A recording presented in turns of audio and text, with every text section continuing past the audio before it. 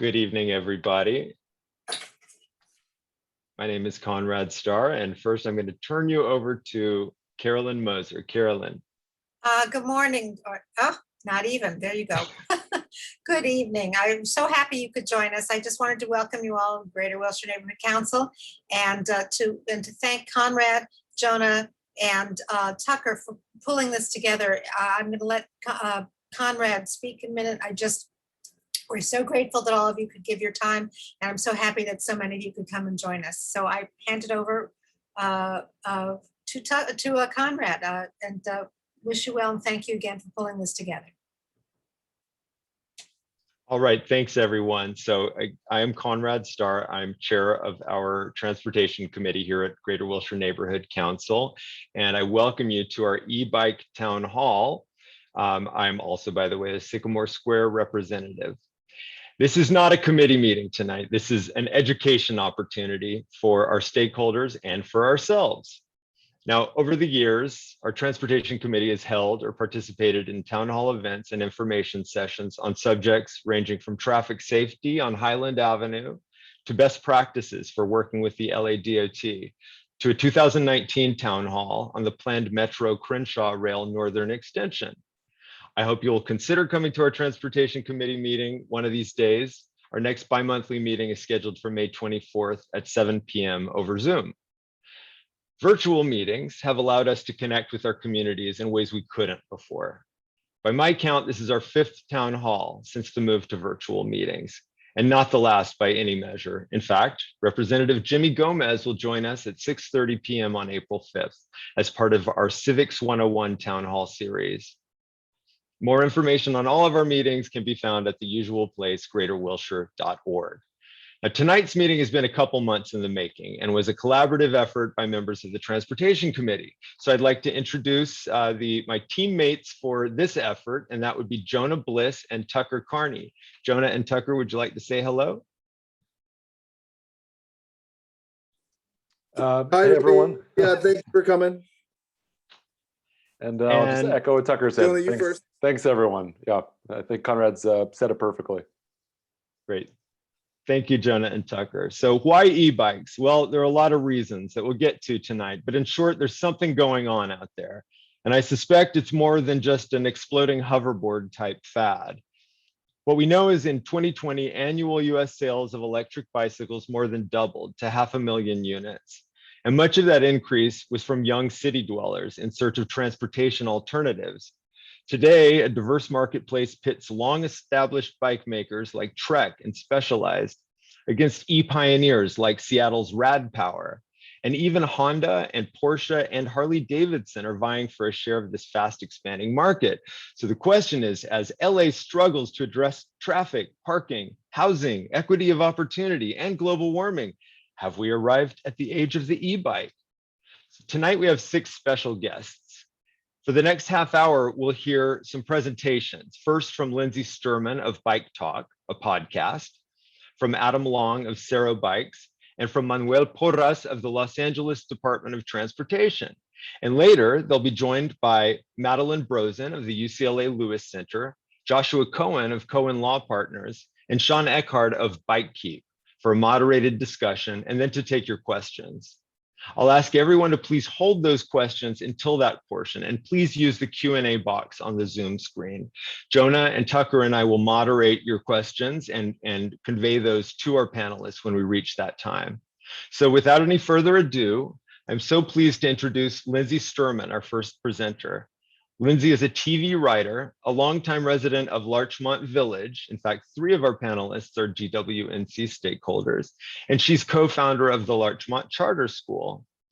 We reached out to her because she's co-host of the Bike Talk podcast. And like several of our panelists, she's an e-bike owner. And for the record, I don't know that any of our committee members actually own e-bikes. So it's an educational opportunity for all of us. So Lindsay, welcome. Thank you. Can I go ahead and share my screen?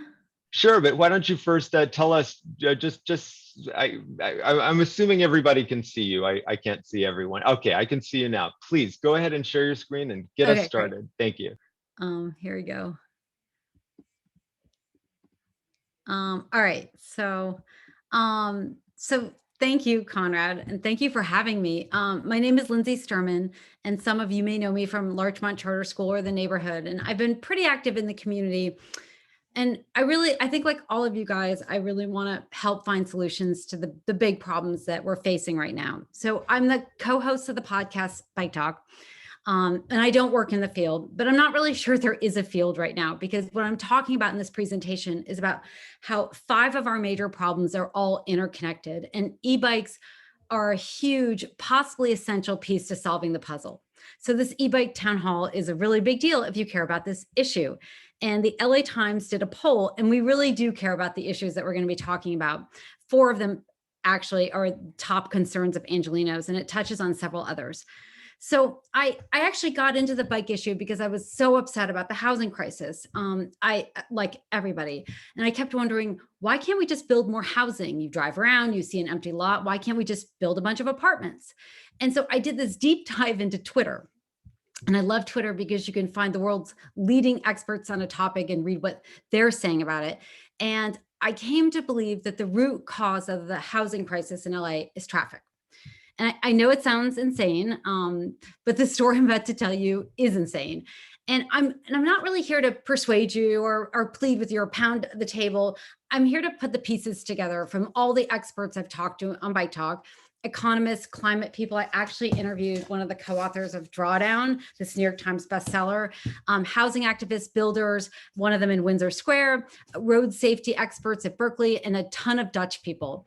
And the presentation, it's not about how to do bikes in LA, and it's not sort of like tactical, how to like persuade, a city council person. It's a story of how we got here, what we're giving up, and how amazing it could be if, we made some changes and it has a happy ending. And it's all about bikes and e-bikes.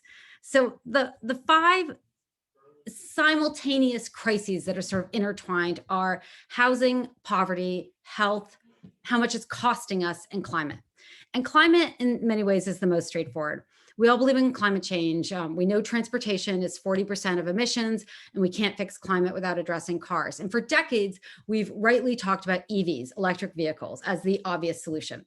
And we need EVs, they're necessary, but we waited too long. So they're no longer sufficient. So they're necessary, but not sufficient, which kind of trips people up because they're like, well, it won't solve it. Yeah, but you still need it. So if EVs were gonna solve our transportation goals, our drawdown. 2020 was the last year you could sell an internal combustion engine because of the 12-year tail on car ownership. So it didn't happen. So climate scientists have run the numbers, and it's a complicated 3-dimensional math problem. It's how fast can we shift to EVs? How fast can we clean up the grid? Because there's no point in driving an electric vehicle on coal. And then a third factor, which is how much more we're driving. And because we're driving so much more, we missed the window. So now we need transit or bikes. And by bikes, I mean, by the way, micromobility, scooters, e-bikes, trikes, adaptive bikes. But transit, especially in LA, has a last mile problem. So we still need bikes. So if we want to address climate, we need e-bikes. But e-bikes have brought this incredible revolution. Here's the complicated math, by the way. E-bikes are awesome. Here are some pictures of Arnold riding an e-bike. He rides to the gym every day. That's him and Greta Thunberg up in the top corner. And by the way, we interviewed the climate scientist who wrote that paper I just showed you, and his whole thing is e-bikes, because he says we need e-bikes in the 12 biggest metropolitan areas in the US, and LA is number 2. So this is fairly huge. But it also creates an opportunity because traffic is doing so many terrible things to our lives that we don't even realize. Of course, we know traffic is frustrating. It's bad for economic growth. It poisons the airs. It kills thousands of people every year, disproportionately in low-income communities and communities of color, which is a huge equity issue. And it's not just the emissions, it's the plastic that comes off the wheels. And this had to be explained to me like 3 times by this woman who literally has multiple PhDs in science. And it's the rubber flies off the tires, and because cars are so much heavier, so much more is in the air. So we know it causes childhood asthma, but now we've just found out that it triggers MS, dementia, and Alzheimer's. And this is all happening while we have a worldwide explosion of Alzheimer's. So it's really scary stuff. And then there's healthcare expenses. And if you own a business or you care about the economy, you want LA and California to be great places to have a business, this is important. And biking to work cuts the risk of heart disease and cancer almost in half. So just imagine, just for a second, that we biked at Dutch levels, and please don't yell.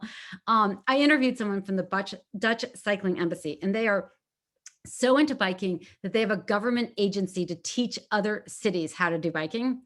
And they'll talk about that there are 3 reasons that cities give why you can't have bike lanes. The weather is too bad, the hills are too steep, and the streets are too narrow. And we don't have any of those. LA has great weather. We have huge swaths of the city are flat, and we have incredibly wide streets. So there are 5 ways to do a bike lane. You can take a lane of traffic, you can take a lane of parking, you can take the middle turn lane, or you can put it on a side street, or you can take our extra wide streets and just make them standard. So if you look at Olympic Boulevard, it has 12-foot lanes on the outside. They could go to 10 feet or 9 feet or 8 feet, right? And what's good about that, and by the way, fit in a buffered bike lane, is that narrow lanes slow down traffic. And slow traffic gives you a street life, which I think a lot of us felt that way during COVID. And the statistics about slowing traffic down are in people's communities, it's really devastating. At under 20 miles an hour, 90% of people survive getting hit by a car. At 45 miles an hour, it's a 10% chance. So, and the whole argument's kind of silly because traffic only moves about 20 miles an hour in LA anyways. So people go down 3rd Street at 70 miles an hour to get to a stoplight. And that driver, who probably doesn't live here because you don't drive that way in your own neighborhood, that driver is making us too scared to use our own sidewalks.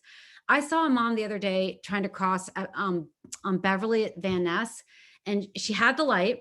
She had a toddler and a stroller, and she was ducking and running like she was in a war zone. Like I suddenly felt like I was watching a movie because I could feel her fear. And this is our streets and our community, our kids, and cars just make them, fast cars are extremely dangerous. So back to the fantasy of us biking at Dutch levels, which is 30% of trips. If we did that, we would save the US 120,000 lives every year from less heart disease, cancer, less diabetes, less obesity, and we would save $400 billion a year in healthcare costs. That is, just for perspective, twice the annual budget for the state of California. And I have all these statistics. I can email them to you because it's very important. I think that we're talking facts and not my opinion. Of course, I have a lot of opinions, and feel free to call me out, correct me, expand on anything. We're really kind of at the cutting edge of this conversation. And so it's new, it's exciting, but a lot changes. So, all right, so the 5 areas: climate change, health, what it's costing us, and then it's what it's doing to housing. And we're doing a podcast series on Bike Talk about housing and transportation and how traffic is making it next to impossible to build housing in LA. And basically it's doing it in 2 ways. First, you can't build apartments in LA, and I'm talking about like at scale. We need 450,000 units per our HNA numbers. So whatever number you believe, we can't build these apartments because neighbors oppose it. They go to all the meetings, they go to public comment, and they fight it. And why? Because of traffic. And they say it, they're really clear. And if we're compassionate, we have to admit the traffic is awful in LA. We are almost in a state of despair about traffic, and we will oppose anything that brings in more cars. And there's a second reason that traffic makes it almost impossible to build. There was huge news in Berkeley right at the end of January. The city of Berkeley unanimously got rid of parking minimums. And so this is on people's radar. It's coming. And everyone I have talked to, activists, builders, small developers, they all say the same thing. You can't build small units and you can't build in small lots because of parking minimums. So small units can be awesome. This is a gorgeous 660 square foot, 2-bedroom house for a family of 4.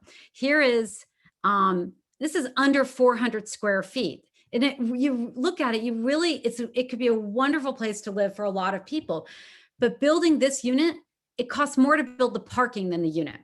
And then you add in 20% for legal fees and consultants and the delays because the neighbors are not happy. And then you add 20%, another 20% for carrying costs because the whole thing just took 3 to 7 years. And by then it doesn't pencil out. You can't rent or sell them for the cost you have to build them. And the average cost of building a unit in LA is like $500,000. It's basically 3 times as much as it could be. And with this scarcity, what you get is insanely high rents. This is Craigslist from just a few days ago. So these units you can read, 500 square feet, 300 square feet, $1,200, $1,000. If we could build small units with no parking, the mortgage would be $500. So what we're left with is big developers do massive projects, and what pencils out are luxury 3 bedrooms. And I heard this over and over again from everyone I talked to. And because no one believes that Angelenos will actually bike or take transit, we can't build housing without parking. But 13% of Angelenos don't or can't drive. They don't own a car. That's 500,000 people who I think would love to have a home where they don't have to pay for parking, because it adds $225 to your rent every month. So you basically get it coming and going, because to pay for that underground spot. And we actually have great metro and we have great transit. We just have a last mile problem. My friend calls it the last 2 to 3 mile problem. And that's where e-bikes and infrastructure is a game changer, because e-bikes expand the radius you'll travel, not in a car, because everyone loves a 10-minute bike ride, right? And in theory, you might like a 30-minute bike ride to work, and but then you're going to be sweating, you're going to be exhausted, but with pedal assist, that's a different situation. You just hit a button and it kind of helps you get there, but you're still riding a bike. So you're still getting in shape. And, you can imagine in a few months, you're going to be like getting your groceries at Trader Joe's and an e-cargo bike. So 50% of trips in LA are under 3 miles. That's about 10 to 15 minutes on a bike and 7 minutes on an e-bike. And then we have car sharing, and it's coming. There are these apps. Basically, you can Airbnb someone else's car. Turo is one of them.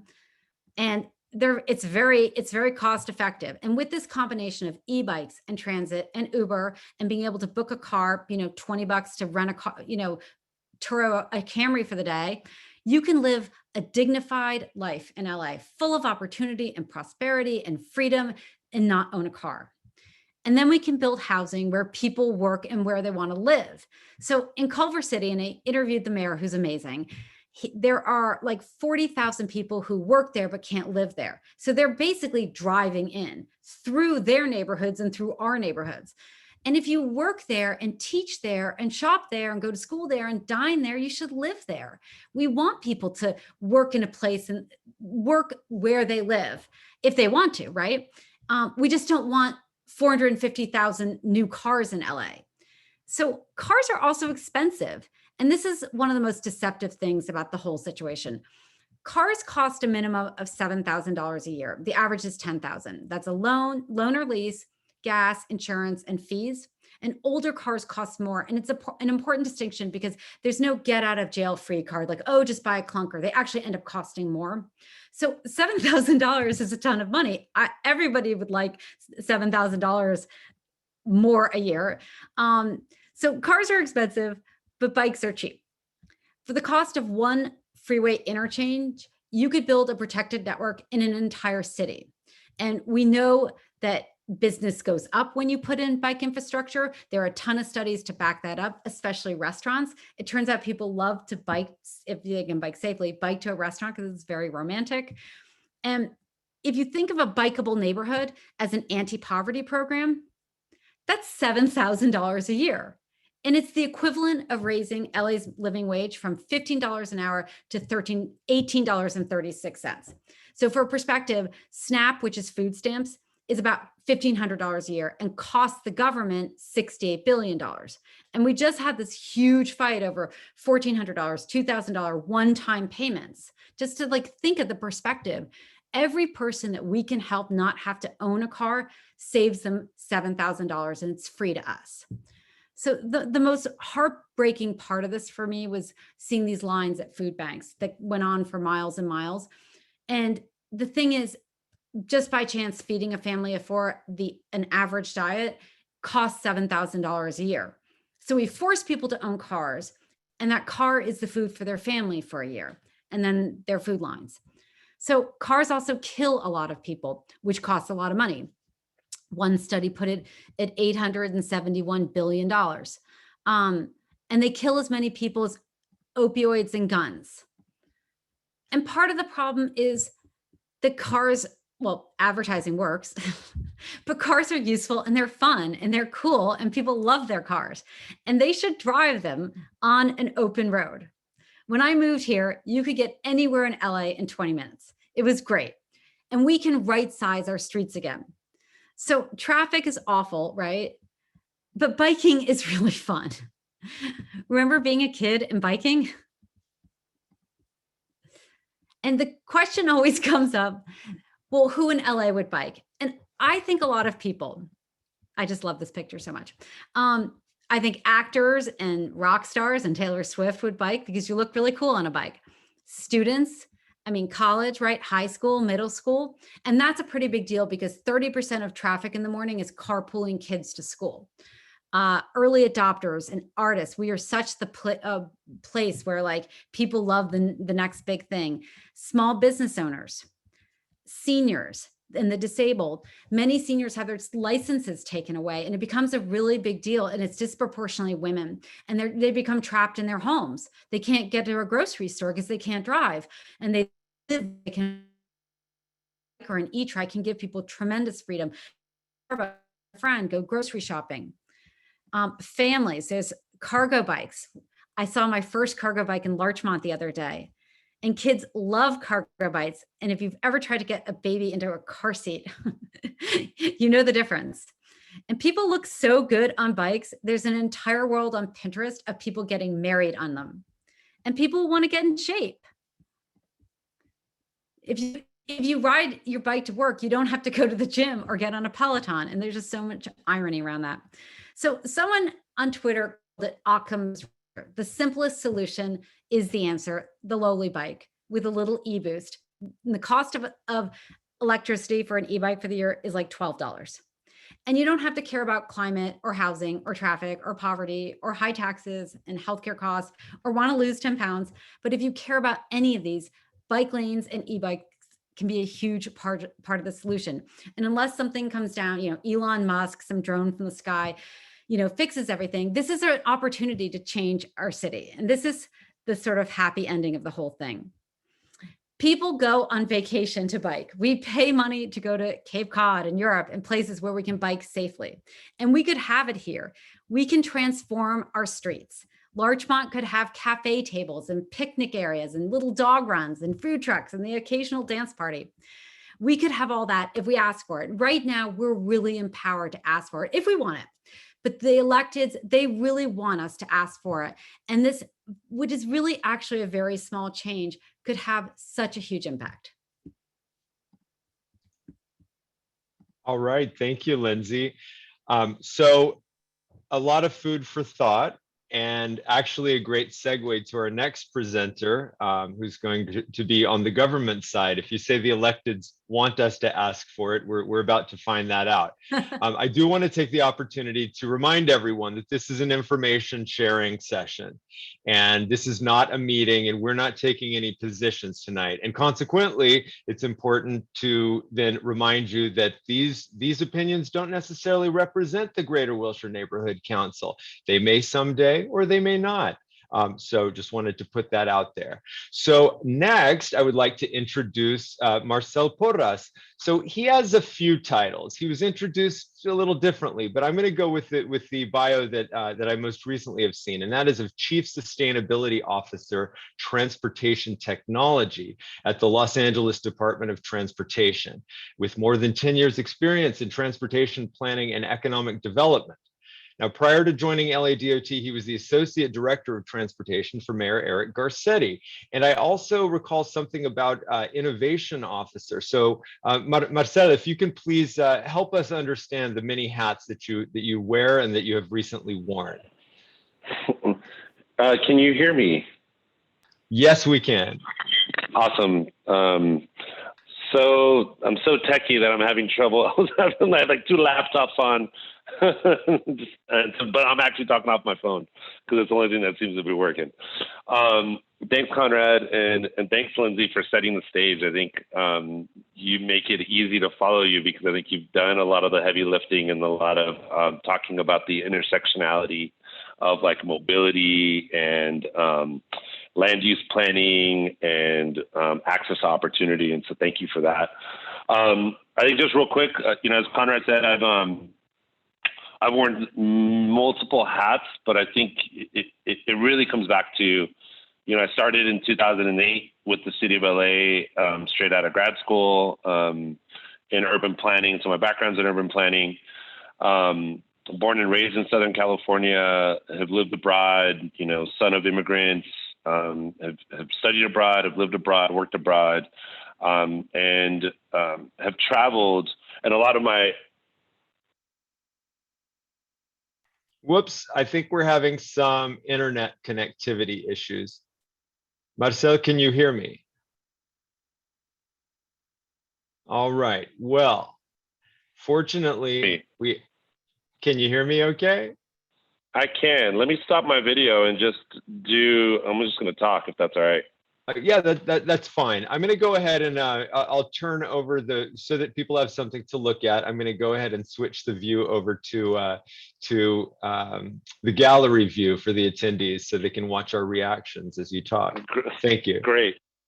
So, again, really, I grew up in Orange County, right? So I grew up in the suburbs of Orange County, understanding kind of like, talk about land use patterns and talk about a place that loves to drive and loves their parking, right? And so, but I think my experiences growing up and being exposed to other land use patterns, others global cities, and understanding the power of mobility and being able to walk or bike or jump on a bus, I think really was the reason I kind of pursued a degree in urban planning at UCLA, and it really kind of led me to work in the city, working under Mayor Garcetti at a time in 2008 when I don't think a lot of city council members really were looking at hiring transportation-focused staff. And so, I think that now most city council offices have transportation staff, which is great for the city departments because we get thought partners and thought leaders amongst the city council members and their staff in helping to kind of implement projects. But since starting in 2008, I've had this unique role of being privileged enough to understand the city from the office of the city council member, from the office of the mayor, and now as a department. And so the things that I would toss over to LADOT as a city council staffer or as a mayor staffer are the things now that are being thrown at me. And so it's really great to be able to have that opportunity. And I mean, just to talk really briefly about my portfolio right now, I do transportation technology and innovation work, but really it's pretty simple, right? It is, how do we continue to implement new mobility opportunities, innovations? And so I think the first one that we've really been involved in was launching Metro Bike Share. Under the previous administration, there had been an attempt to do it by the city of LA. I think the big innovation here was really looking at partnering with Metro to deliver Metro Bike Share. I believe Metro Bike Share is the only transportation agency-led bike share in the country, and so I think it lays for a lot of opportunities for crossing into and leveraging the resources that Metro has in terms of procurement, in terms of staffing, in terms of risk analysis, et cetera. And I think it helps, lessen the cost of doing that. I think there's still a lot of questions about the actual cost and the ability for smaller partners to be engaged in that. But I think we've been committed to it as a city. And for those of you who don't know, the city of Los Angeles funds 50% of the capital on Metro Bike Share and pays 65% of the operating and maintenance. And so we are a partner in station siting. We're working really closely with the city council offices to site stations, to bring them into an area. And we've pretty much kind of reached our 5-year goal of expanding that based on kind of an analysis in terms of where the demand was. But I think as we've seen and as we've determined, I think the big game changers in that system that we've seen is, and tying it back to this panel, is electrification. Right now, Metro Bike Share is about 1,000 bikes. I think maybe 10% of that is electric bikes for those of you who have used the system. You know, e-bikes are used 8 times more than the regular classic bikes. To kind of just showing us the demand, we know for a fact that people will ride a regular bike to another station where there is an electric bike and then jump on the electric bike for their longer commute. And so I think it's a signal to us that we just need more e-bikes.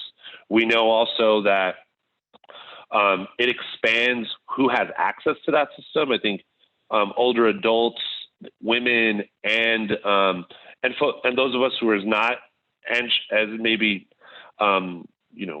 bike athletes, have a much more comfortable experience being able to ride an e-bike. And so I think for us, that's also an accessibility question. But I think Metro Bike Share, in as much as we have invested in it, grown it, it has still been at kind of a marginal pace. When you think about the explosion that we saw in the private sector in dockless mobility. I can't see everyone, but for those of you who've ridden a scooter or know someone who's ridden a scooter, raise your hand, right? I'm sure there's a good amount of you. And I think at this point, you've either made up your mind that you will get on a scooter or you won't get on a scooter, right? And what those conditions would be, right? Maybe you'll do it at the beach, or you'll do it in Paris, but you're not going to do it on the mean streets of LA, right? Or you will, and you have. And so, there was at the time that, and again, that's kind of goes back to my role in transportation technology and innovation. A lot of cities could have said no and did say no to scooters, right? And to e-bikes through the private sector model. But I think for us, we saw it as an opportunity to kind of leverage the private sector to reach our goals. Because again, our goals and as they're defined through the mayor's sustainability plan and charged with LADOT specifically, is to increase the share of shared mobility trips, right? How do we give people options, give them options to driving? And so, in the first year of dockless mobility in the city of LA, we saw over 10 million trips. And that was compared to 150,000, 200,000 for the Metro Bike Share system. So to us, it really demonstrated that there was and continues to be a demand to access these different types of trips. In the surveys that we did on dockless mobility, and this was borrowing from the survey that Santa Monica did, and with pretty consistent results, is that those trips on scooters are replacing car trips. They're replacing T&C trips, so Uber and Lyft trips. They are also replacing walking trips, right, and transit trips. And so for us, it wasn't really saying these are good or these are bad, but how do we create a menu of options for Angelenos to get around? And the other thing that I think if you're a purist and you're I don't want to ride a scooter, I want to ride my own bike, just getting more people on the streets, and hopefully they're on the streets and not on the sidewalks. But if they are out there, it's creating more safety in the safety of numbers concept, right? And one of the things that we were able to do is through those constituencies and through those new private sector partners, we were able to use some of the revenues from scooter fees to actually accelerate new infrastructure from being developed. And so for those of you who previous to the pandemic and even now that go into downtown, the 7th Street corridor, the separated cycle track on that was expedited because of the work and the data that we were receiving from the dockless program that showed that as the highest traveled corridor for dockless mobility in the city. But again, dockless mobility didn't solve everything. We still have a big issue with equity outcomes. And so of the 36,000 scooters that were permitted in the city, very few of those, even though there were permits for it, went into our low-income communities. So when we think about the Northeast San Fernando Valley, when we think about South LA, Watts, Wilmington, these are areas that actually one of the companies piloted, right? And they ultimately moved away from those areas. And so that to us is like, what is the role of the city to either incentivize or through our regulatory framework to make sure that those investments are also occurring in those parts of the city? And so most recently, and to address that, we've also been working and partnering specifically with some of our nonprofits. Most recently, we partnered with Pacoima Beautiful in Pacoima to go after a $500,000 grant from the Department of Water and Power to test out a community-led e-bike lending library program. And what we're looking at there is also wrapping into that training, so bicycle skills training, but also potentially making that an opportunity for folks to generate income and use these bikes on a longer lending basis to also do food delivery or gig work delivery as well. And that also builds similarly off of a model that the city's Los Angeles Clean Tech Incubator piloted in Leimert Park with Ride On Bicycle Cooperative to also provide a market accessibility to e-bikes for folks who wanted to rent them on a longer term basis. And so all of this to be said is that, you know, I think the more models that we can advocate for, that we could push for, whether it's shared e-bike or electric mobilities or regular bikes, or it's private ownership. I know that there is a bill or some legislation at the federal level looking at creating a rebate. I think it's up to a $1,500 rebate for e-bikes. You know, and I think the more folks that we can get in bikes or to understand it, and if there are areas within the city that can serve as laboratories, I think you see that happening in Venice Beach and in Venice, where there is, going back to Lindsay's talking about, like, you know, street design, right? Like, it really matters when you have a narrower street or slower moving speeds. You know, you see that in downtown where, you know, we can see when you do a before and after bike count of those corridors that have bicycle facilities. And I'm talking about the cycle track facility style, that type of stuff. That's where folks go to, right? If you build it, they will come. And I think it's just, you know, we have such a big city. I think it's 7,500 miles. We really need to kind of create those connections. And I think at the same time, you have Metro investing in one of the largest infrastructure programs in the world. You know, it's still going to be in some instances a first mile, 2 mile or 3 mile trip. And so how do we continue to build out those opportunities? And then the last thing I'll say is that, you know, an e-bike is not going to be the solution for everybody, right? Or a regular bike, right? Some people are still going to have families.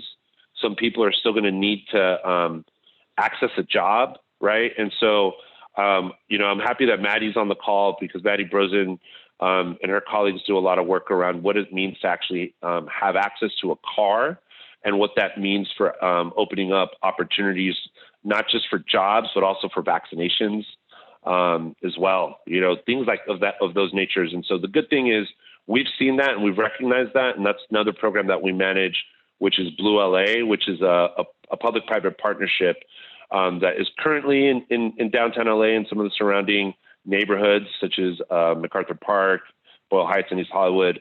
But expanding that EV car sharing model is, I think, something that we're continuing to do. We have another 300 chargers and 200 vehicles slated for a South LA expansion. And again, going back to it, the things that folks still care about, particularly when you look at some of the parts of the city that are lower income, where traffic violence is still a major issue. We did a recent survey of South LA residents as we were talking to them about, like, new mobility solutions, e-bikes, electric charging, EV car sharing. 87% of the respondents said that the first thing that they still care about is safe streets, right? And whether that's lighting, whether that's, you know, sidewalks, whether that is just, you know, safety from, like, violence as well. Like, those are the things that that are continue to be really important, and things that need to be managed and considered as we're thinking about this stuff holistically. Thanks. Thank you, Marcel. It's wonderful. And I too am excited to hear from Maddie about several of the issues that you've brought up, including equity. And I think actually it's a really good segue to our next speaker, Adam Long, because he works for a company that manufactures cargo bikes. So I'm hoping by the end of tonight's talk, we'll have some time to actually talk about the nuts and bolts, literally, of bikes and of e-bikes and what makes them, better choices for certain types of people versus others, and what some of the options are out there. Adam is a specialist in the cargo bike area, and he's going to show us some splashy pictures and brighten our evening with some color. So CERO Bikes is a West LA based manufacturer of cargo bikes, and Adam is, in addition to being with the operations team there, he's also a sustainable transportation advocate. He lives in LA, and he's passionate about making cities better places for people to live and work by improving car-free transportation options. So what better way to improve them than actually build those options for the people, right, Adam?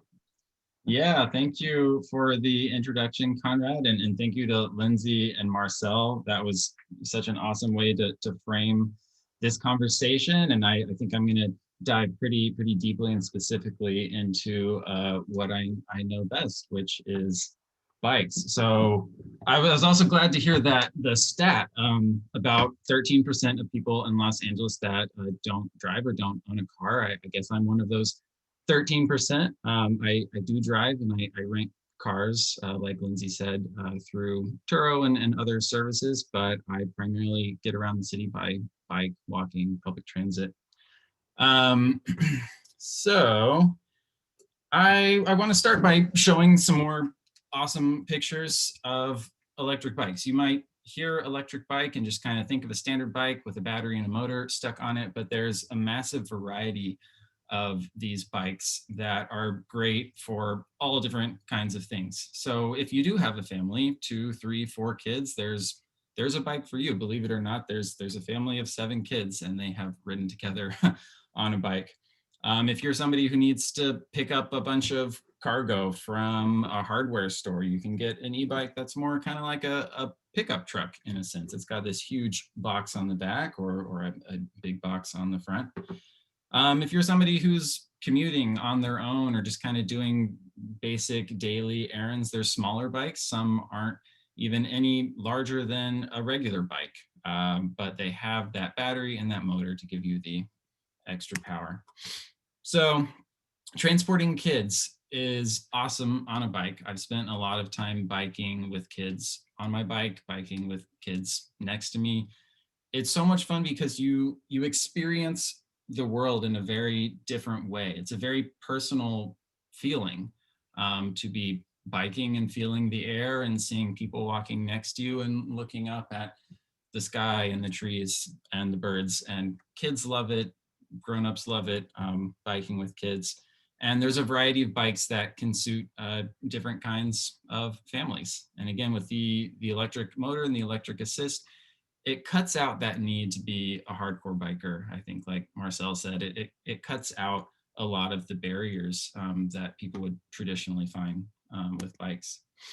Transporting goods. So both personally, you can use cargo bikes to pick up your groceries, drop off a package at, post office, what have you. And also commercially, UPS, Whole Foods, companies around the country and the world are starting to turn to bikes for that last mile solution often, to get food, to get packages really quickly and efficiently in dense areas. And then everyday biking. So your electric cargo bike can also be your farmer's market bike. It can be your, I need to get out of the house and like bike around for 20 minutes. It can be that bike for you as well. So there's a couple other things I want to show you about what else is missing. And I think Lindsay hit on a lot of this, but I've got a couple more pictures just to show you what it could look like to have a city that feels safe for biking. A lot of people don't feel safe biking, and it's true. It feels dangerous to bike. But there are ways, some are easy and some are hard, that we can make it safe for people of all ages to bike in almost any city. And these are some of my favorite examples of what it could look like here. Another thing that's missing, and this is especially true with electric bikes and cargo bikes, they're a little more expensive of an item. You definitely don't want it to get stolen. And you got to make sure that businesses, workplaces, grocery stores have a secure place to leave your bike where you feel comfortable parking it and walking away from it. So we got a couple examples from LA here, and then also one of my favorite examples that I've personally been lucky enough to visit in Japan, which is an underground automatic bike parking garage there on the left. Another thing a lot of you might have heard about recently is the e-bike rebate program. So this is something that seems likely to pass, and it will help subsidize people to purchase e-bikes. So while, as Lindsay said, not owning a car can save you $7,000 a year, dropping $2,000, $3,000, $4,000, $5,000, $6,000, $7,000 on an e-bike is not an easy decision to make. It's not possible for a lot of people.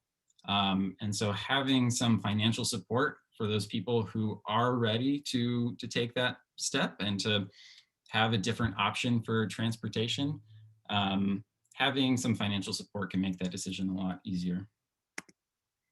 So that's most of what I have to say. I'm excited to hear the other people talk. I'm excited to answer your questions at the end.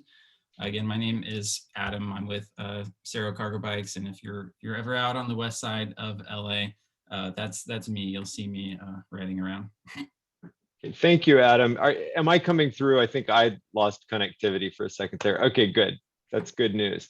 So now we're going to move on to our roundtable discussion. So I'm very happy to actually, yeah, let's switch the view to our gallery view. And I hope that all of our esteemed panelists will turn on their cameras. I'm going to introduce those whom you haven't met yet. So first is Madeline, or Maddie Brozen, and she's Deputy Director for the Lewis Center for Regional Policy Studies, and that's at UCLA. And her transportation research examines issues of mobility justice. Of course, I'm losing my cheat sheet here, and other things. So Maddie, please say hello to everyone. Hi, thanks for having me. It's a pleasure to join everyone in this group tonight. And I did want to point out too that issues of equity and we've spoken before, and one of the things we talked about was sort of how e-bikes can provide equity opportunities for people who maybe can't afford cars, but would like to engage in some of the directions that the economy has been moving over the last 12 months, for example, as we've switched to a delivery-based economy for a lot of the options that previously were destination-based. There is a lot of work there, while there may not be as much work elsewhere. So not having a vehicle that will help you get that work is obviously a concern. So we'll talk about that in a second. I'm thrilled as well to have Joshua Cohen. So Cohen Law Partners is here actually in Greater Wilshire. It's Hancock Park based, and he is an attorney representing injured pedestrians and cyclists. You can see I'm going a little off script here, and also a member of the Los Angeles Bicycle Coalition and the California Bicycle Coalition. And so he, through that work, he advocates for improved infrastructure, legislation, and research to protect vulnerable road users. And as we all know, vulnerable road users are all of us, that unless we're just staying home, like many of us have been doing. And then finally, we have Sean Eckhard, and Sean has a global perspective that the rest of us probably don't. He works for Bikeep, and that's an Estonia-based company, and they provide smart commercial bike parking. So here and there around Los Angeles and Southern California, you may have seen some secure bike parking. metro station areas, perhaps at commercial facilities, but it's definitely not far and wide yet. And in fact, as Sean told me, they really haven't tapped into the Southern California market yet. So why don't we kick off the conversation? I'm going to actually go to, and by the way, I'm going to also invite Tucker and Jonah to jump in, and the audience to put some questions in the Q&A box. So I want to start actually with Josh Cohen. We spoke in the last week, and he was providing some insight into how he created sort of a hybrid approach to going to work and taking his daughter to school. So Josh, why don't you say hello and elaborate a little bit? Yeah, hi. First of all, I don't know how I don't know most of you on the panel, because I thought I knew everybody, but apparently I don't. But nice to meet you all. So that said, I live in Los Feliz, and my office is at Wilshire and Highland, and my daughter was going to preschool in Atwater Village. So I had to, and my wife won't let me take her on the bike. So I had to drive my daughter to Atwater Village. And at first I was trying to drive her there and then drive to work. And then I realized there's no rule about driving to work. I could still bike. So I have an e-bike. And I've been an avid analog cyclist for my whole life. And I kind of poo-pooed e-bikes. But, you know, my house is at the top of a steep hill, and you know, my commute is a schlep, and when I'm coming home at 8 or 9 o'clock, I don't want to ride up that hill. And so I got a hitch mounted rack on my car and put the bike on the rack, drove her and the bike to her school in Atwater, and then left the car and the kid. I mean, I got the kid into class first, but then left the car and biked to work in Hancock Park, and then at the end of the day biked back to the car. And my commute was from, you know, Wilshire and Highland over Hyperion and then into Atwater Village, or sometimes I tried Los Feliz Boulevard, which is, you know, sketchy, but it was faster. My commute was about a half hour from the office to Atwater Village on my e-bike, and it took 45 minutes in my car, and it was fun. I mean, I was just slicing past stopped cars, just miles and miles of stopped cars on Hyperion, with people just sitting there fuming, and and I'd get to her school, just be like laughing and pumped up and stoked. So that's one reason. That's great, Josh. So let's, and by the way, panelists, please jump in if you have an idea, a thought that you would like to contribute. I did want to introduce our other panelists. So Maddie Brozen, let's see, where are you on my screen? There you are. So talk a little bit, if you might, about the work that you've done at Lewis Center. Yeah, so thanks for having me. Yeah, so for the first, I've been doing transportation research at UCLA for the past 10 years. And the first 5 or so, I was working on specifically issues around biking and walking, around initiative around complete streets. And I think it's in the last 5 years, really what we've seen, I think, is really a conversation, you know, about how people's individual needs are much more than the modes in which they kind of inhibit from moment to moment. I think Josh's kind of story is a perfect example of that. You know, it's that, like, you know, we have a lot of identity with, like, oh, I ride bikes or something. It's like, no, I just kind of need to figure out how I get to all the things I get to in my day and feel like a normal kind of person. And so in the last few years, I've been working more on issues specifically relating to different groups of people, a couple of projects around gender and transportation, especially women's needs, both for LA Metro and for LA DOT. We're doing some work there. And as Marcel mentioned, like, just trying to think about how transportation provides access to opportunities, right? So it doesn't really matter if it's an e-bike or a shared e-car or scooter or someone's own car, like, just how does, like, transportation barriers, people don't have transportation, like, they just can't really live complete lives. So how do we as kind of transportation professionals, figure out how to intervene with the tools that we have to kind of like make things work for people.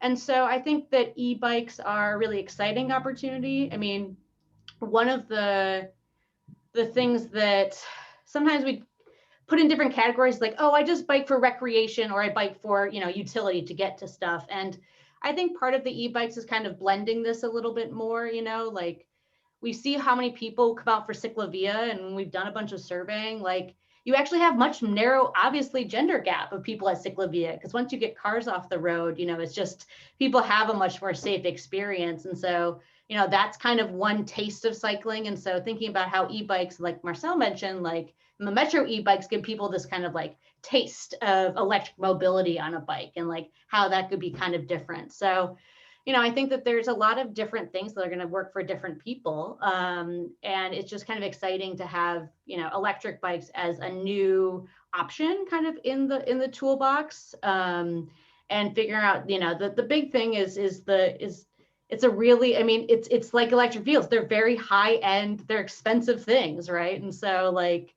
understanding that this is something that's going to actually get into people, like figuring out how, whether it's, you know, the shared model or just rebates of the state or whatever, we're really making sure that we're kind of having an eye towards like this getting to this electromobility, getting to people that really need it the most, as kind of part of the landscape of having more e-bikes in general. Speak on the subject of expensive, that's right. But I'm also noticing, I build parking for scooters and bikes, but I'm noticing a lot of people have scooters in their homes, similar to the Bird or Lyft scooter that you find out on the street. They own it, and that you can actually get on Amazon for like $350. So it's accessible too. It's just where are you allowed to park it, right? That's the question, or where are you allowed to charge it? But I think maybe. Yeah, bikes are great. That's the holy grail. But there's all types of other cheaper electrified micromobility. Yeah, I mean, I think that the scooters haven't really borne out super well for women's needs, I will say. Like they're much, I worry about kind of scooters having more of a gendered gap. You know, like, and like even on the Metro e-bikes, like it's a bummer that e-bikes have a smaller basket than the old non e-bikes do. So like just thinking about all of these little design decisions that go into like, how do we make things work for everyone? I mean, that's like, you know, and maybe it's not every use case is going to work for every person, right? Like there are people that totally love those scooters. I mean, people that were riding those scooters beforehand probably felt like, oh my God, it's finally my day. Like I've had a kick scooter, you know, to get from Metro Rail for whatever, right? Like these people, all of these ideas are out there already, and it's exciting to just kind of like see more of them, right? The idea of is it accessible for women? That's like great that you bring it up. It's not something that crossed my mind. I'm like, oh yeah, just get a scooter. But yeah, that's right. Well, it appears to me that a lot of the new cargo bike designs, the frames look like what used to be considered a women's bike, because it would accommodate a skirt. You know, it doesn't have the top tube that cuts across. But maybe I'm getting a little too specific here. I did want to ask Sean to talk a little bit about what other cities are doing and what we can learn. Yeah. Thank you. Yep. So just a quick bit of background. Bikeep, yes, Estonian based, builds bicycle racks that have an arm that will lock the bike in multiple points, and you can use your smartphone or your transit card or RFID or employee badge, student badge to lock and unlock it. We got really our start working with the Bay Area Rapid Transit. They installed our docks because they didn't want people to bring their bikes on the train to work. But in the past, the surveys were, yeah, I have an expensive bike, and no way am I going to leave my e-bike at the train station, my originating station. They just would rather ram the bike in there during the height of travel and just slug it out. But that was one of our wins. We were able to convince people to leave their bike actually at a transit center where, you know, that's typically where you lose all your things. Can you describe what the lockers look like? I mean, I understand you use a card to let it in. Is it just you swipe your card, a door opens, you stick your bike in, and the door closes, and that's it?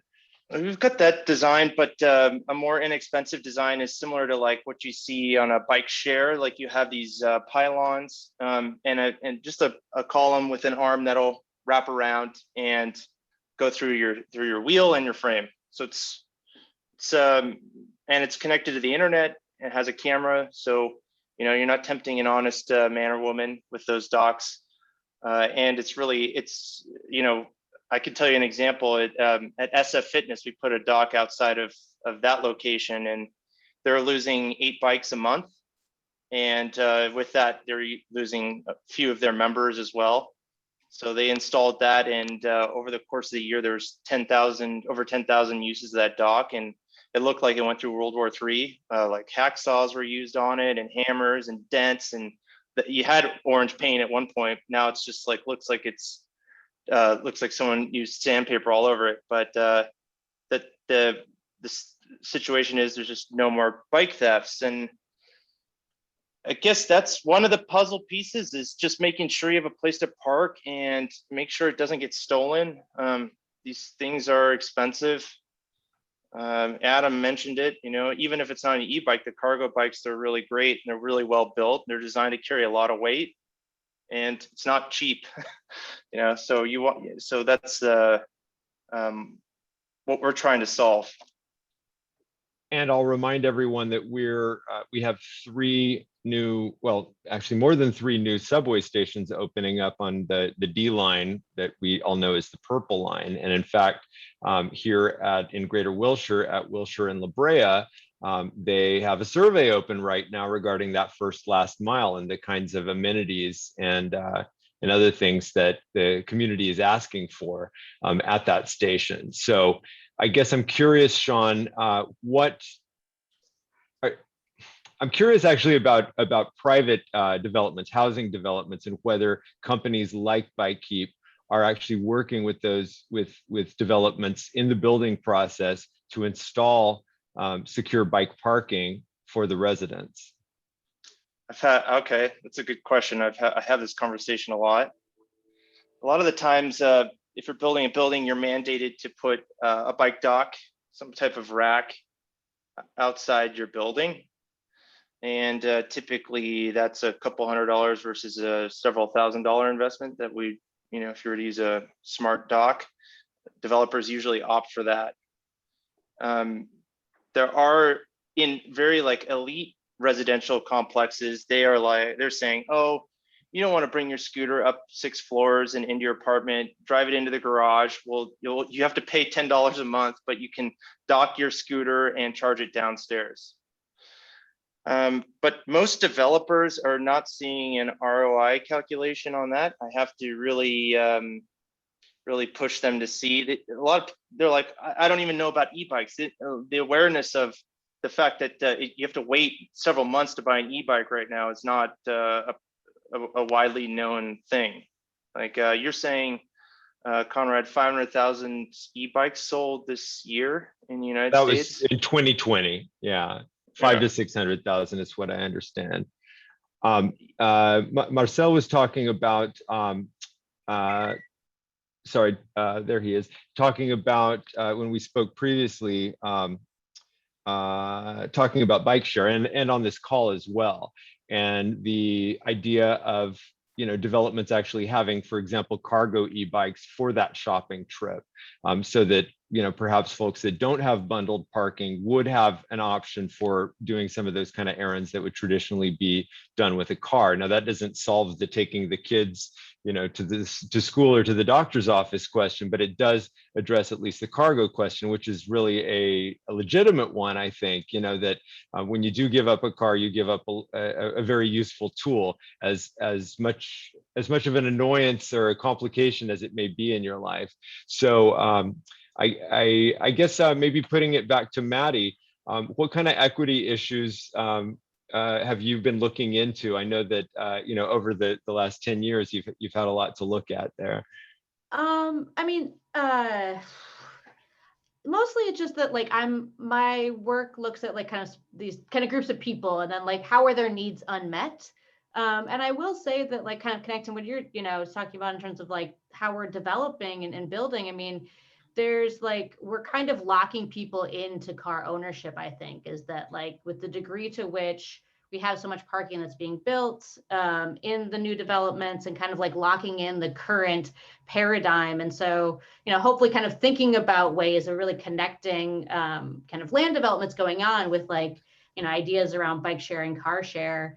I mean, I think then the question becomes is like, how can you actually have something that's really a public-private partnership? So like, if we want to be doing kind of building new developments that have some of these, well, how can these options be for more than just the people who live there? So for example, in the Central Valley, there's a really exciting car share system where it's set up at affordable housing developments, but then anyone in the Valley can actually rent those cars. So I think, really figuring out how we're thinking about connecting kind of housing and transportation to make sure that like the future is kind of going in this direction, but also kind of leveraging those private investments for the public, because, as we're seeing so much building around transit and transit-oriented communities and kind of these areas, making sure that those options are available for everyone in those neighborhoods, I think is going to be kind of an exciting next step.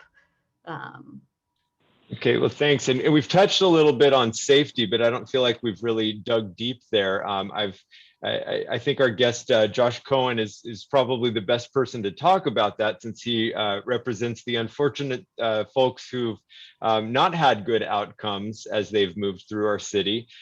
So representing both pedestrians and cyclists, when they've been injured. During our conversations, we spoke a little bit about insurance. And so I guess I'll ask you sort of several questions in one, Josh, if you can talk a little bit about, some of the safety considerations that you've, as an e-bike user, how have you made a choice as a consumer to have the safest vehicle for your riding style, for example? And then how do you sort of add on to that safety by making sure that you have the best insurance, for that use, in the case of uninsured motorists, for example? Well, anyone who's biked around LA knows that the roads are problematic.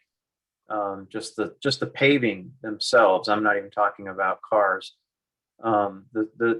Today I spent an hour or so on a call with a client who was riding on Fountain right around the corner from my house, and her front tires got jammed in the expansion joints on Fountain near Hyperion, and she flew over her bars and cracked her collarbone. And I said, "What kind of tires did you have?" And she said, "Oh, I had little teeny race bike tires." And for me, I'm a big fan of big chunky tires. If you're riding around in the city, it's akin to mountain biking. And I just, I don't need to go fast. Although e-bikes do have a motor, so you can go up to 28 miles per hour on one. But I really like chunky tires just because you can hit stuff with them, and they just eat it up and go along with the flow. So as far as that kind of thing, I like a sturdy bike that has big tires. And as far as insurance goes,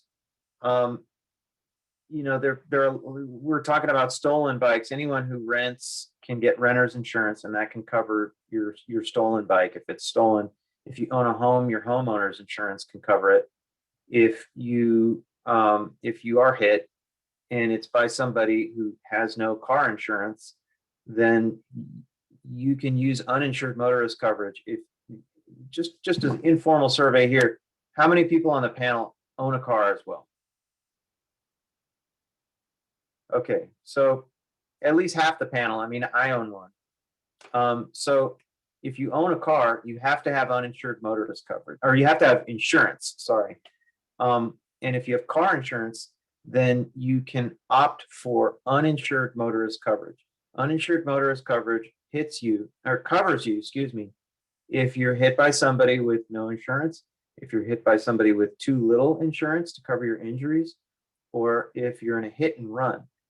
And that applies whether you're in your car or on a bike or on foot. Just today, I was talking to another client who was a pedestrian and was struck in a crosswalk last week and was very severely injured. And she had $100,000 of coverage. And, you know, I wish she had more, because you can actually, you can get $500,000 in uninsured motorist coverage for not much more than what you would get, you know, $25,000 in uninsured motorist coverage for. My associate increased his coverage when he started working for me, and it cost him an extra $12 a month or $15 a month.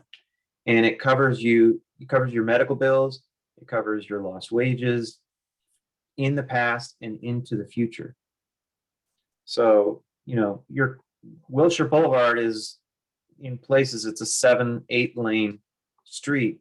And, you know, people cross the street on foot and get hit on Wilshire Boulevard. So if you're a stakeholder in Wilshire, then, you know, it's good to have uninsured motorist coverage, and it's good to have as much as you can get. So I own my home, so I was able to bundle my homeowner's policy into a combined single limit. I have $2.5 million in uninsured motorist coverage because I have a wife and a kid. So anything happens to me, and it's like having a life insurance policy. And you've seen it all too.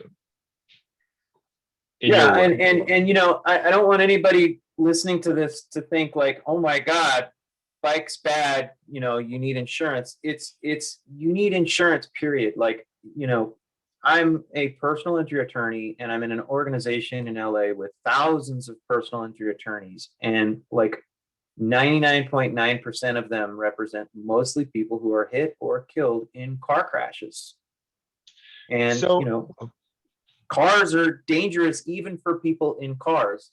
So it's just good to have it. And if you don't own a car, you can actually get what's called a non-operator's policy. And that means that even if you don't own the car and you're hit by somebody who hits and runs, then you can use your own car insurance. You don't have to own a car to have car insurance. So you talked about 28 miles an hour, and in a minute, I want to ask Marcel or anybody else who knows about the differences between the e-bike classes and which ones give you access to which places. But I want to ask Adam. Adam, how would they make a bike go 28 miles an hour? How is that possible? What is the mechanism that actually makes the e-bike work? Are they all the same? What would you like us to know about e-bike design? Yeah, thanks for coming back to that. So I'll quickly touch on the classes of e-bikes. There's class 1 e-bikes that go up to 20 miles per hour, which means the electric assist cuts out at 20 miles per hour. And you have to be pedaling in order for those bikes, in order to get the electric assist. There's nothing that you can press a button and make it speed up. The next classes of e-bikes will have a throttle, so something on the handlebar that you can press, and it will speed away without any pedaling required, and bikes that go up to 28 miles per hour. So the class 1 e-bikes where the assist cuts out at 20 miles per hour are generally legal anywhere a standard bike is legal. Some areas have exclusions, like Santa Monica has made it illegal to ride any forms of electric bikes on the beach bike path. But generally speaking, you can go anywhere on those bikes. Once you're in the class 2 or class 3 bikes, they generally have to be ridden on streets only. And how does the electric assist work? Is it a little wheel connected to your wheel? How does that work? So there's a lot of different ways. There's 2 primary methods that we see now. There's mid-drive motors. And so that is a motor that is right in between the pedals, in between where you are pedaling, and powered by a battery. And that tends to be much more smooth and a much more smooth experience for the rider. And then there's rear hub motors. So that's if you see the rear wheel on a bike and it's got a big kind of black circle in the center. That's actually the motor in the rear wheel. The benefit of those is they're much, much more affordable. So any bike that you're seeing in the $500 to $1,500 range is going to be a rear hub motor. And it can accomplish almost exactly the same thing as a mid-drive motor. It's just maybe not going to be as smooth of a ride. Yeah, and so a lot of them will, the pedal assist bikes will detect how hard you are pushing. And so that depends on if you have wind blowing in your face, if you're going up a hill, and then it will kick in just enough assist to kind of balance that out. And they have different modes. You can set it on eco mode, which means you're gonna have to work harder to get that assist, or you can put it all the way up on high mode, and then you can have a 20-mile-an-hour headwind and go up a hill and still be, you know, cruising at 15 miles an hour. And I'll remind our audience, if anyone has any questions, please go ahead and put them in the Q&A box. Do the panelists have any questions for one another? I have a comment. Please. May I? Okay, can I just, is it okay if I share my screen? It's fine with me. I was glad that Adam talked about rebates, because I'm on the board of the California Bicycle Coalition. And if anybody is interested in e-bike rebates, then the CalBike has a whole page on it, calbike.org, CALBIKE. And there's a whole page. Can everybody see this? And there's actually, there's discussion about not just e-bikes, but all the different proposed legislation about e-bikes. And there's a petition you can sign to ask your representative to support AB 117. So anyone who's interested should definitely check out the CalBike website. They've got a lot of information there. And if you believe in the mission of the organization, which is to make biking safer, healthier, more fun in California, then please join. It's cheap. It's like $35 a year. And they have people lobbying the state legislature, trying to improve the infrastructure in the state. Everybody should be, even if you don't bike, you should still want other people to bike, because that's fewer cars on the road. It's fewer cars in your way, and it's just safer. It's a better, cities where people bike more are better cities to live in. So, and that's all I wanted to say about that. All right, well, thanks. And Josh. join the LACBC too, the LA County Bike Coalition. Okay, so two plugs from Josh, not the opinion of the Greater Wilshire Neighborhood Council. Well, that's great. Any other panelist to panelist questions or comments? We're about to wrap it up. We've got just, I think, a few minutes left that we've scheduled.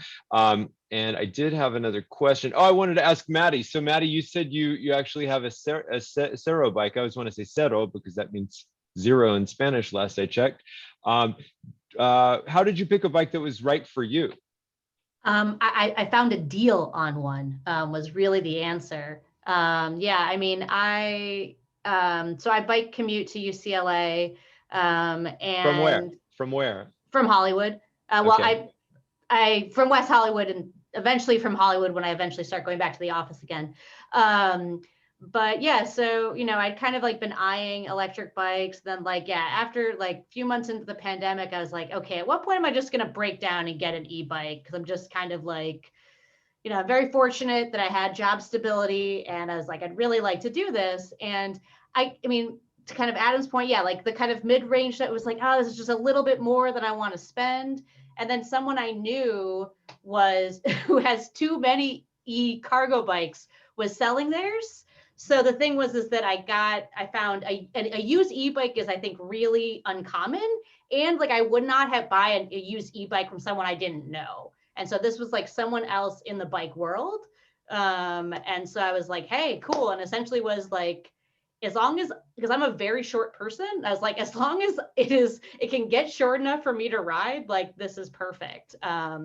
Because like so I have a CERO 1, which is like a cargo bike style. Because that was the other thing, was that I wanted a cargo bike because we don't have a car. And so like, there's like just getting, and because I was the one that has biked groceries every single week, I was like, I want a cargo bike just to make this better. But I really didn't want something that was too long. Like a lot of the e-cargo bikes have a real long tail. And I was just like, well, if I want to go on Metro, like I don't want it to be a hassle or whatever. So yeah, when I found the CERO that someone I knew had a discount on, I was just like, done, And so it did not take long after our household had one e-bike to realize that with two people that bikes, we needed a second e-bike. So we actually also have Aventon, which is a rear hub. So, I think they're both super fun. And it's the greatest thing is that it's like opened up recreational bike riding. Like I've never gone, well, maybe one time had I gone bike riding in Griffith Park, and now I just do it all the time. So I just take the e-bike up it. And it's just like, I've got to see so much more of the city. And it really didn't matter what type of bike got that. It was just that like, that's kind of what e-bikes opened up for me. So, but of course I'm for them. it does matter if you spend a whole lot of money and don't get a sweetheart deal like you described. And I saw Adam just unmuted, which I was going to go to him and ask his advice for how to actually pick the right bike before you put down $3,000 or whatever it might cost. Yeah. Thanks for bringing that up. The best way is to test ride.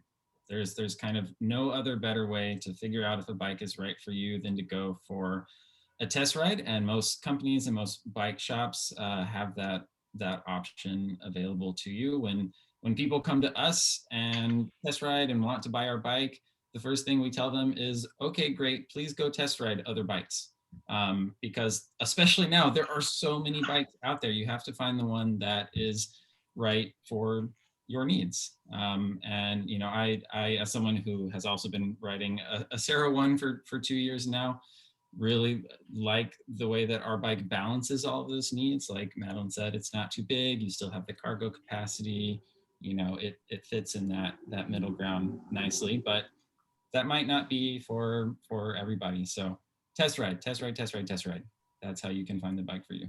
And Josh talked about, when we spoke, he talked about how he's maybe a more aggressive rider than some of us. But of course, once you have power that you never had before, you might find you have aggression you never knew you had before, and a desire to actually go fast. So what I took away from our conversation is, if you think you're going to ride fast, test drive fast. And that's going to translate the streets as a visually crumbled mess into, I think, like you said, it's like mountain biking in the city. Some of our concrete streets that we complain about year after year at the neighborhood council level, that those actually become a safety issue. So taking a leisurely 5 mile an hour test ride around a block is probably not the best way to test out such an expensive investment. Would you agree, Josh? Yeah, I mean, I usually ride down some stairs when I'm test riding a bike. That's kind of that's like my safety thing. I mean, the other thing I would say about e-bikes too is, especially on what Maddie said about riding in Griffith Park, which is, that's my fitness ride. But like my brother visited a few years ago, and we rode up to the Hollywood sign, and he was not in great shape. And I rode my regular bike, and he rode my e-bike. And he was just like, man, like I never could have had this experience on a regular bike. And it just opens up such a world. Like, it just opens a world to people who would otherwise not try it. And, I mean, I had hip surgery a few years ago, and I don't feel pain when I use my e-bike. When I ride my regular bike, I still feel pain. So it's just, a game changer. And Lindsay, you told me that you tell people you don't recommend they ride in LA. Why is that? My brother tried to live without a car, and he almost got killed so many times. I love, you know how much I love bikes, but yeah. And then my husband for Christmas got me I always mix up. Is it Van Woof or Van Moof? This is so embarrassing. I guess it's a really cool bike, and he got it for himself. Okay. So I have yet to ride this bike. Okay. This is Homer's bowling ball to Marge. I don't know if you guys get the reference, but I rode it once. I just, it's so great, but until there's the infrastructure, that's why I'm fighting for the infrastructure, because I think it's amazing. All right. Well, before we end this, are there any thoughts that any of our panelists or that my partners would like to interject? Anything we're missing, or questions from the audience? I just want to say that, if there's one thing I've heard from a number of you, and thank you everyone, is just that it sounds like e-bikes are addictive. So yeah, watch out. I look forward to trying. Go ahead. By the way, I wasn't driving. I was working remotely from home because of the pandemic. So I stopped commuting and I had a lease. I turned in my car and saved so much money that I bought an e-mountain bike. So now I have 2 e-bikes. So, and I don't know if I'm going to buy a car again. My wife's got a car and I can use that. Well, I myself, as a traditional cyclist who does occasionally drive, though I have to say I have a vintage car and I haven't even put the last 2 registration stickers on it because it actually won't start right now. But I foresee a day when it's not going to be as easy to get around the city for me. I'm going to be a gentleman of a certain age soon. So the idea that there are options for me, that's a really attractive idea. And at the same time, I live at that intersection of Wilshire and La Brea, and there's a lot of drive to build housing right now.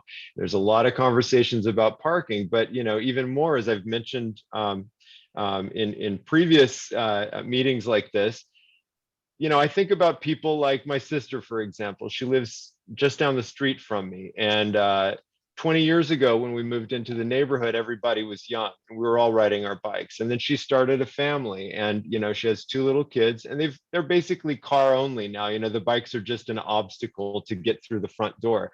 They're ready to go. And we see this all over the city. I like to joke that balconies in Los Angeles are for beach towels and rusty bicycles, because you usually don't see people up on them. You just see storage, and those are things that are often stored. So what I would hope is that anyone who's come away from this thinking, hey, this is for me, this e-bike, that if you do make an investment like that, you're going to follow the advice of Adam. You're going to do a lot of test riding. And then I would want to say also, think about how it's going to fit into your life, because as Americans, I think we are very feature driven. We want everything in one. We want the Swiss Army knife of everything. And we hear that, well, this bike has a 150-mile range. Maybe it weighs 200 pounds at the same time. Well, if you live on a second floor and you're going to be storing your bike indoors, then maybe you don't want the heaviest bike. You might find that you actually only need it to go 10 miles for you, and you may have charging it at work, and you may be able to bring it up to your office, for example, and just plug it in. So really looking at your use case, because we don't want you to buy something and then end up putting it on the balcony and having it get rusty, like I described. And ideally, we'll have some people that we'll have a city where this is really an option, where you can have a place to live, and if you don't want to have a car, then you don't have to pay for an accommodation for one. And we'll see. But hopefully this has been food for thought for everyone, and I look forward to test riding a bike one of these days. Any final thoughts from any of our panelists before we press the stop button? Thanks, everyone. I'll reach out. All right. Thanks for making it happen. It was a lot of fun.